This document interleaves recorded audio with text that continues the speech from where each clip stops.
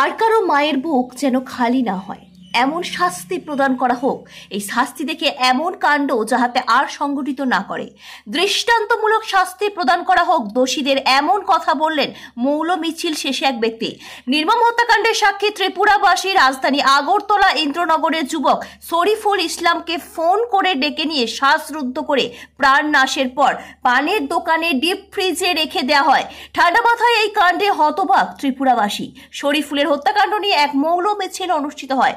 শরীফুল হাসান খুনিদের কঠোর শাস্তির দাবিতে এলাকার মুসলিম ও হিন্দু সকল অংশের মানুষদের নিয়ে একটি মৌল মিছিল সংগঠিত করে ইন্দ্রনগর মসজিদ এলাকা থেকে একটাই স্লোগান ওঠে, দোষীদের কঠোর শাস্তি চায়।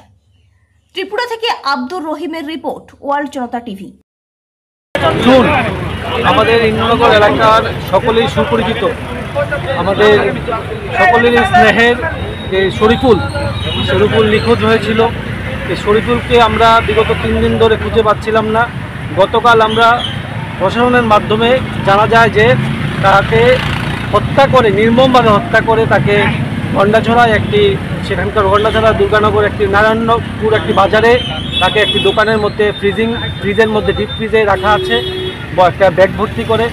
এই নির্মম হত্যাকে কেন্দ্র করে আমরা আমাদের ইন্দ্রনগর এলাকার সমস্ত অংশের হিন্দু মুসলিম থেকে শুরু করে সমস্ত অংশের জনগণকে সাথে নিয়ে আমরা এই নির্মম হত্যার প্রতিবাদে আমরা একটি শান্তিপূর্ণ একটি মৌন মিছিল, আমরা এখানে ক্যান্ডেল মিছিল আমরা করতে যাচ্ছি।